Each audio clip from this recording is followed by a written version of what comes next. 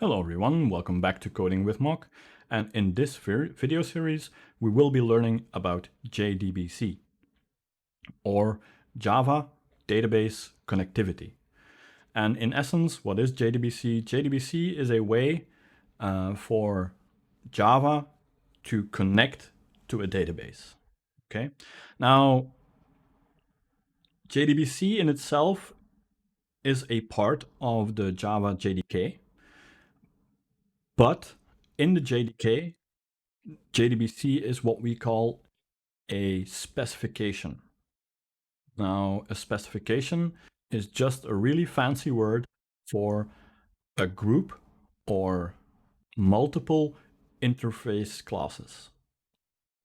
Now, as you should know, interface classes don't actually contain any code, but the JDK contains a group or a package of interface filled with interfaces that specify how a connection should be made to a remote database management server, but it does not contain any code. Okay, now this code, we'll need to download it from the internet and add it to our project.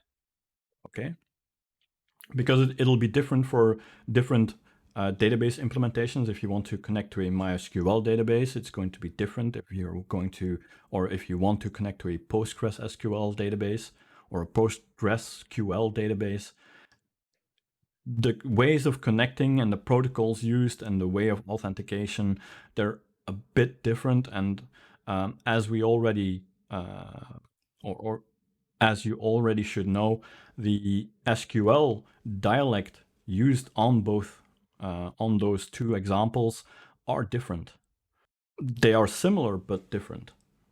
Okay, it's like if you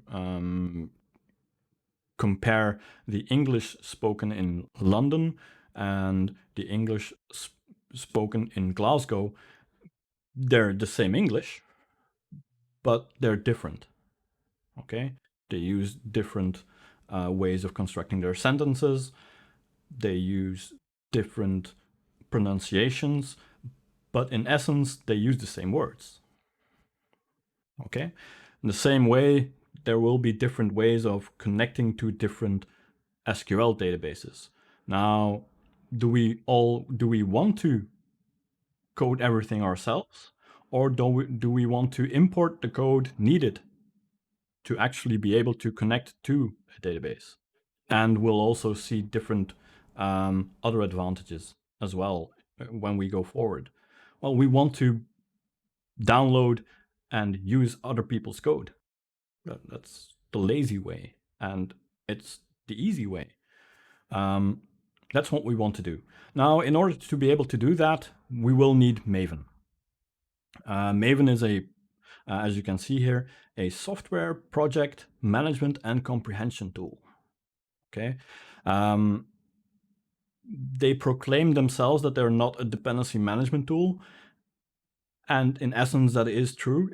Maven is much more than that, but it also does manage your dependencies. And what dependencies are and how they're used in an application, we'll see in the next video. But in this video, we're going to be installing Windows on a Windows machine.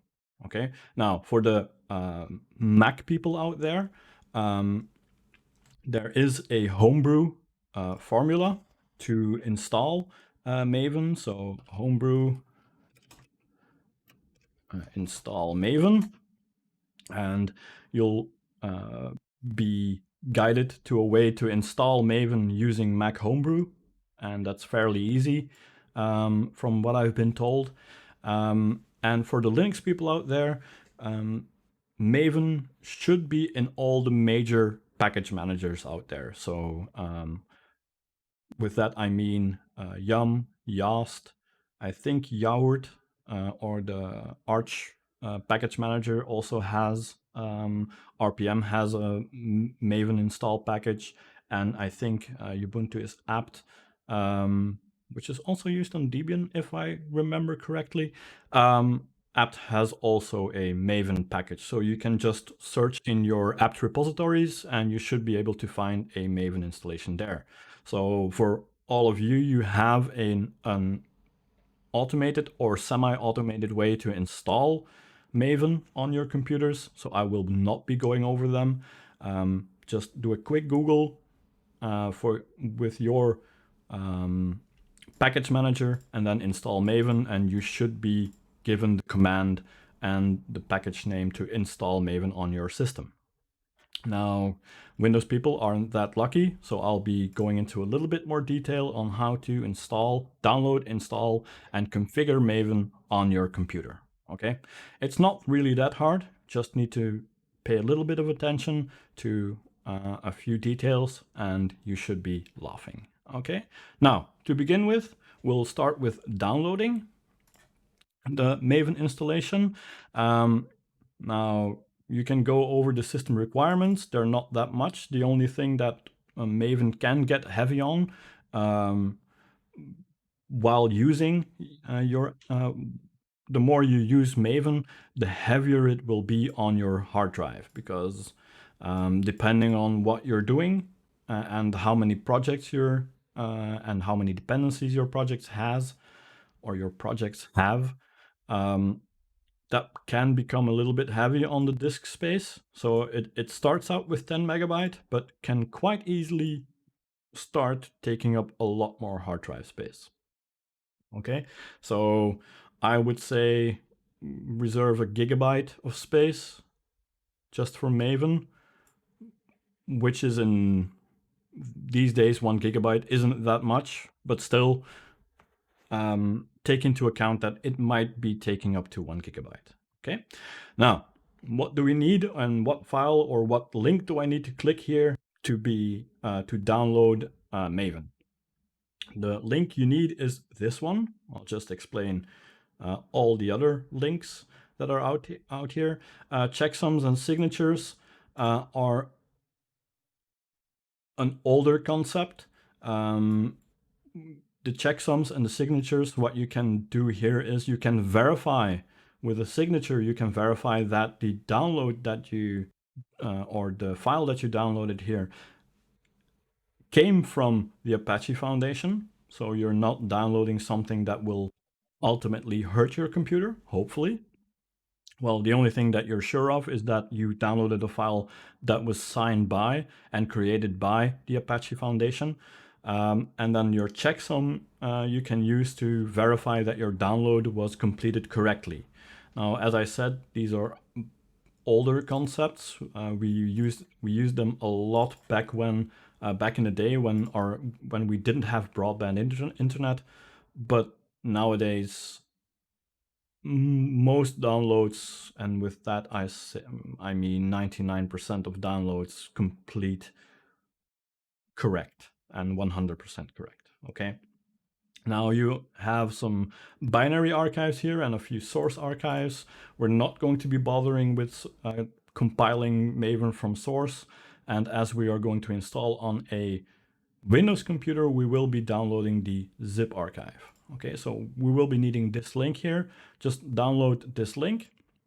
It's only 10 megabytes, even less. It's 9.2 megabytes. Just download them onto your computer and we'll take it from there. Okay. Let's see.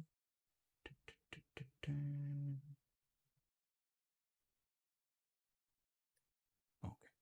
Now, once your download is complete, you should have the Apache Maven 3.6.3 bin.zip.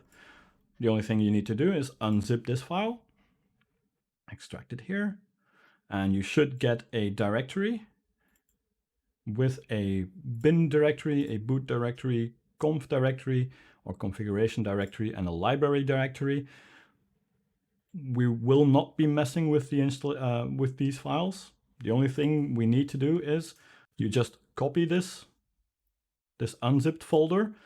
Make sure it has this bin folder and boot folder inside of it, because sometimes if you unzip, especially with 7-zip, you might be doing it this way, and then you'll find this directory, and in this directory you find this. Okay, now just copy this directory, the Apache Maven 3.6.3, just copy it and paste it down.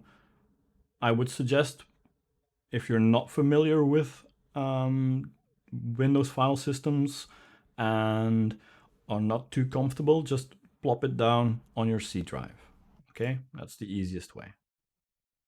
Then, next thing that you need to do is really quickly go back into the directory where you've pasted your Maven installation or your Maven files and copy this, the path to your Maven installation. Okay, just copy this and then we can move on.